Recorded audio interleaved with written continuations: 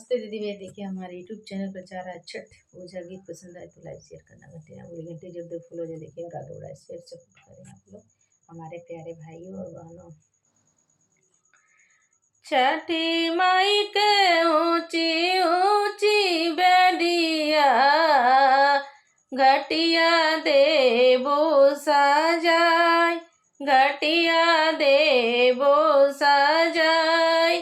छठी माई के ऊंची ऊंची घटिया बेदिया देवो सजाय, बेदिया देवो सजाय।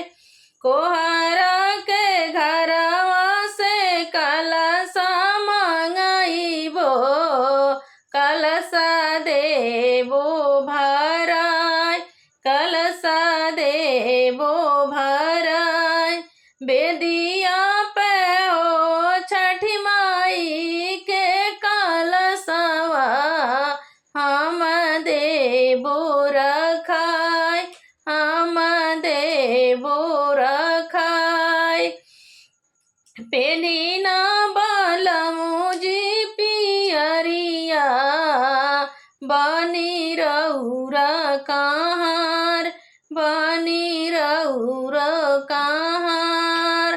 पेनी ना बालमुजी पियरिया दौरा घाटे पहुँचाय, दौरा घाटे पहुँचाय।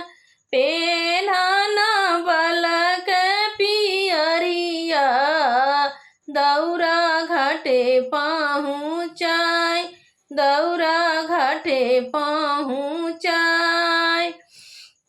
तीन दिन के भूखल तिवैया बड़ी गंगा जी में ठाड़, बड़ी गंगा जी में ठाड़।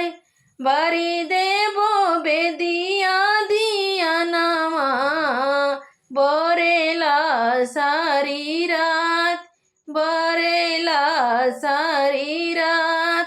उगी उगी उगिए सूरज देव भइल अरघे के बेर, भइल अरघे के बेर। गंगा जी में ठाड़ी तिरियावा, गंगा जी में ठाड़ी तिरियावा आगोरेली हो सूरज देव के, आगोरेली हो सूरज देव के। उगी ना हो उगी ना सूरज देव भइल अरघे के बेर, भइल अरघे के बेर।